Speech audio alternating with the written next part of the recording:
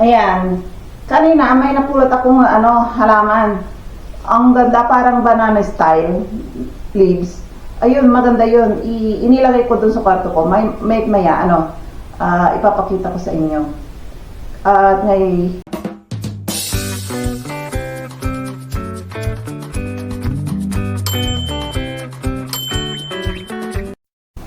hello guys!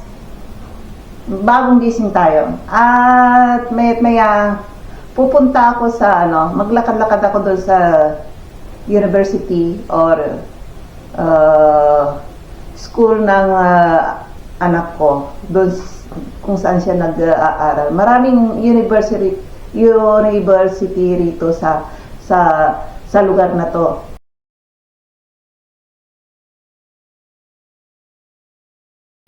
Kung minsan may nakita ako mga iba't ibang lahi na nag-aaral doon. Dito malapit sa amin. Kasi dito sa small town city ng Leverett, Czech Republic dito. Dito sa mismong city nila, maraming university, tsaka yung mga dormitory nila, malapit din dito. Ang laki ng dormitory ng international school dito. Kaya samahan niyo ako mamaya. At ngayon ay muna ako. Gusto kong maglinis ulit. Ilipat ulit yung mga TV. Ayan o. Ililipat ko ulit yun doon. Kasi sabi na asawa ko, ang pangit daw ng style. Kaya ililipat ko ulit. Kaso nga lang, hindi ko mabuhat. Ang laki kasi. Mga ilang kilo yata yung napakalaki. 40 kilos yata. Kahit na anong bit ko, hindi ko talaga mabuhat. Yung maliit lang, pwede, nabubuhat ko. Yung malaki, hintayin ko yung anak ko na Ayan. Kanina, may napulot akong halaman. Ang ganda, parang banana style leaves. Ayun, maganda yun. Inilagay ko dun sa kwarto ko. Maya, ipapakita ko sa inyo. At ngayon, ang gagawin ko muna is mag-aalmusal ako. Tapos maya alis ako papuntang as usual dito sa around city. Kasi baba ng bahay namin city.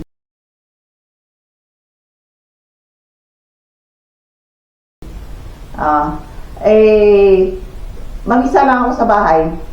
Maghahanap ulit ako ng mga murang mga paninda diyan sa lahat ng supermarket. I-check ko kung saan ang pinakamura. Bibili tayo. Mga vegetables lang naman ang chinecheck ko, yung mga grocery na pwedeng mapakinabangan dito sa bahay, yung araw-araw na pagkain dito.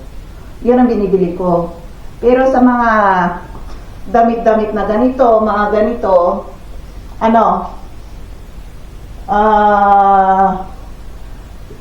ko to. Ano ba yan?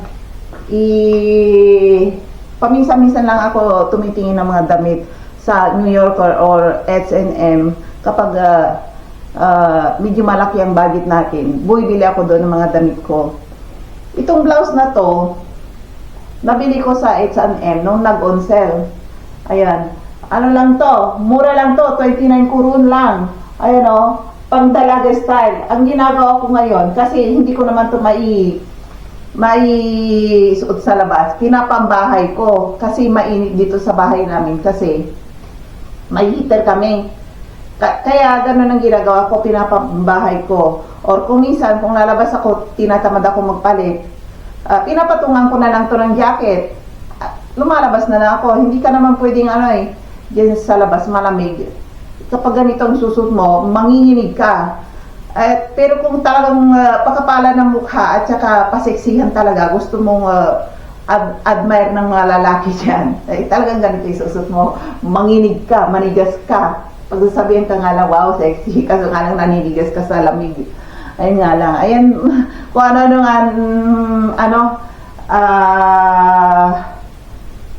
tayo ngayon, mag-umpisa tayong kumain. Tara. Ayan, mag-aagahan tayo ngayon. Ang kape ko, gatas, condensed milk. Kapag may condensed milk ako rito sa bahay, check condensed milk ito. Masarap sa kape, masarap ilagay sa kape. Maganda to pag ano, may coffee shop kayo. Ang ihalo nyo sa ano, huwag asukal, condensed milk. Masarap yung kape na isi-serve nyo sa restaurant nyo. Babalik-balikan kayo. Kaya kahit yung mga ano sa Taiwanese, minsan ang nilalagay nila sa mga nightcha nila, condensed milk. Kasi masarap. No, ano, nakabili ako minsan ng ano, yung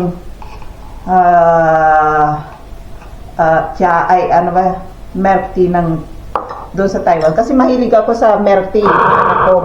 Yan ang iniinom araw-araw, milk tea. Ayan.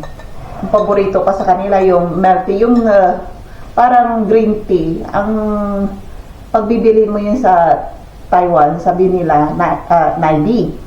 Ayan. Tinuruan ako ng anak ko nung ano, sabi, mama, ito ang bilhin mo. Sabi nilang gano'n sa akin. Yung parang may green jasmine tea na milk tea. Masarap to, sabi nilang gano'n sa akin. Kasi ayaw ko yung binibinila sa akin, yung black tea na nightcha. Ayaw ko yun, ang pangit ng lasa. Yung ulong cha, ang pangit nun. Kaya sabi nila, try mo to mama, masarap to yung green jasmine tea, milk, sabi nila, with milk. Masarap. Sabihin mo lang, Naidi. Malupulok ako ito.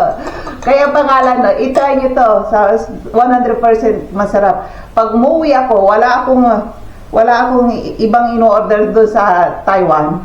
Pag sinabihan ako ng mga anak ko na mga Chekwa, sabi ko gano'n sa kanila, anong gusto mo mama? Mama kasi ang tawag nila sa akin. Sabi ko, no choice, sabi ko gano'n. Ang bilhin nyo sa akin, yung Naidi. Ayaw ko yung Hongcha. Hongcha kasi yung green, red tea. Tsaka yung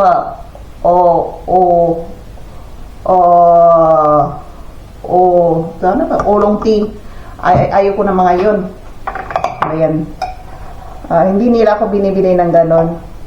Kasi alam nila ayaw ko. Naidi lang ang ang iniinom ko. Pero ang asawa ko, sarap na sarap siya sa ano yung mga tea nila na may halong beer. Yung for example, sabi mo green tea, green jasmine tea with beer. Sabihin niya lang kapag bumibili kayo, hindi lahat ng mga bilihan ng mga may binibintang gano'n na yung may halong beer. Wala. Yung iba lang. Kaya piliin ninyo. Ang minsan, yun ang gusto niya, yung may na may halong beer with milk. Ang sarap-sarap na sarap yung asawa ko. Sabi, ibili mo ako. Nagluto ako ng muffin cake. Cupcake. Ayan, ubos na oh.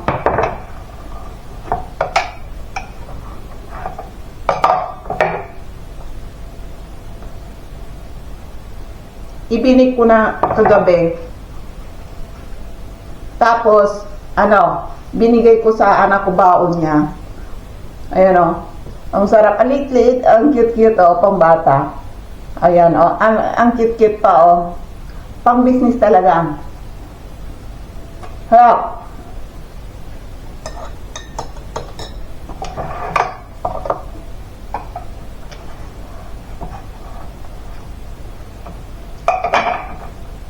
Ayun ang anak ko yung, parang mamun ba? Mamun style. Ganito, oh. Kaya, nag-bake ako ilang piraso. 24 pieces.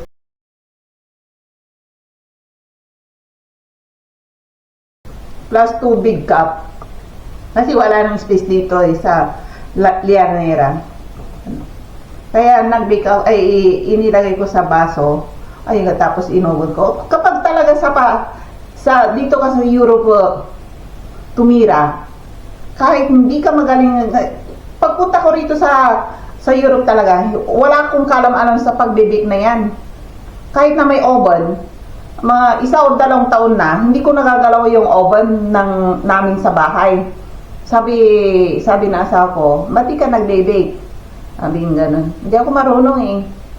Kasi halos ang mga tao rito, bata man or matanda, lahat ng tao rito lokal, marunong mag-bake. Kung minsan, nagtitipid sila, nagbe-bake sila ng sarili nila, katulad ng bilas ko. Naku, nag-aral pa yun sa cooking school para mag-bake. Ngayon, may asawa na siya, 2 mga binatilyo ang anak niya, pupogi rin. Nagbe-bake siya sa bahay. Ang sarap ng bake niya eh. Ayan.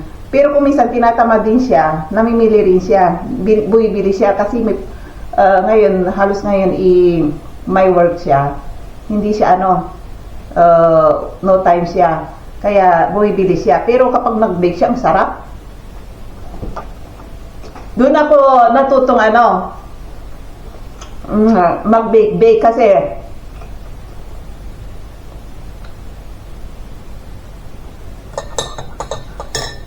wait lang.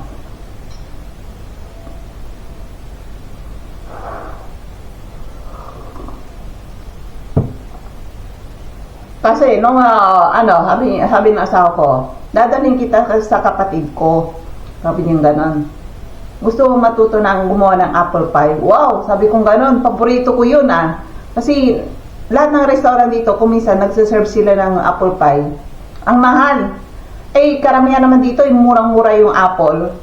Yung kung saan ka lang makakapulot or makakapitas. Basta mamitas ka doon sa sa lupa ng gobyerno. Huwag doon sa mamitas kayo sa may kapitbahay mo ang may nagmamay-ari, talaga ipapupulis ka. Halos lahat ng tao dito, mas lalo sa mga village o baryo-baryo. Lahat ng bahay may apple. Ay yung bilas ko, may may apple siya. Naku, kapag mamigay yan, isang sakong apple, ay kuminsan inuwi pa nga namin dito eh. Tapos kuminsan, kahit na may puno-puno ng apple yung bilas ko, bumibili pa rin siya sa sa grocery ng apple. Anak ko, sabi ko may apple na siya, ba't pa siya bumibili sa labas? Sabi ko, ewan ko, sabi ng asawa ko rin. Ayan. Tapos ang ginagawa niya sa kuminsan, inuutosan niya yung nanay niya na mag-bake ng apple pie. Tapos sabi niya, gusto mo matuto ng mag-bake ng apple pie? Kasi yung dough naman ng apple pie dito, bumili ka lang sa groceryhan, makabili ka na. Ibabalot mo na lang yung apple. Ano ba yan? Apple. Kasi dito, mga apple per kilo, napakamura. Kumisan tag-10 or 20. Mura. Sarap ng kape ko. Mamaya tayo magkwentuhan kasi tutuloy ko yung pag-arrange ko ng ng bahay namin Yung 2 TV na yan, ililipat ko ulit yung pinakamalaki na TV. Hindi ko mabuhat, hintayin ko yung anak ko na tulungan ako. Yung yung isa, ililipat ko ulit. Kasi sabi nung kagabi, muntik na ako madakad yan. Na ko yung sagi ko yung isa na halaman. Kasi nung turn off na ako ng bahay, nag-turn off ng bahay. Ano ba yan? Light dito sa bahay. Naglalakad ako, bigla kong masagi yung halaman. Naku, napakasakit ng ng paa ko. Muntik na akong madapa, mapilayan ulit. Kaya ngayon, sabi ng asawa ko, ay nako, ang pangit talaga ng arrangement mo. Sabi niya, sige na nga, bukas ulit, ulit yan. Ayusin ko ulit. Panibagong trabaho na naman. Buti nga, wala akong trabaho. Kung may trabaho ako, na katulad niya, maghilamos lang, aalis na, mag-work na, wala nang pakialam sa bahay. Ayun, may asikasuhin ko muna yung rito, yung yung TV.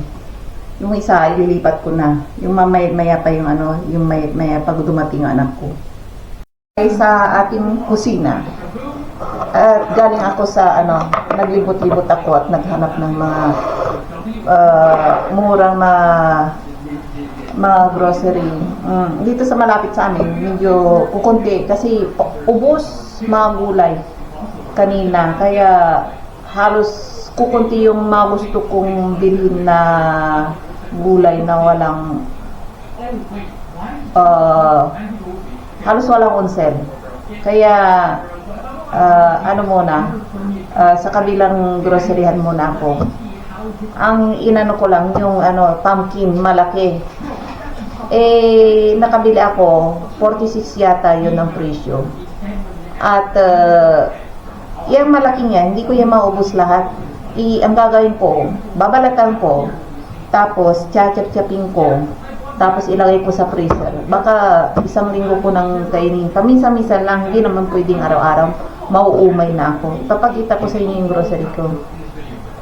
Ang nagastos ko lang ngayon is 206. Ayan. Papakita ko. Nasa yung resibo? Dito yung resibo. Wala yung ampon ko ngayon. Munti ko nang itapon yung basura. Yung resibo ko, ayan 206. Kulubot na. Bumili ako ng soft drinks. Ito, mura lang, tag-10 lang to. Local brand. Tsaka chocolate. Dalaw ito, tag-6 lang. Kinain na ng anak ko. Bumili ako ng baboy. Mahal ang manok ngayon. Kaya baboy muna binili ko. May laman. Tapos ito, green beans. Green beans. Mura lang. Tsaka ito, cheese. Tapos, ito, pumpkin. Tsaka, for my son,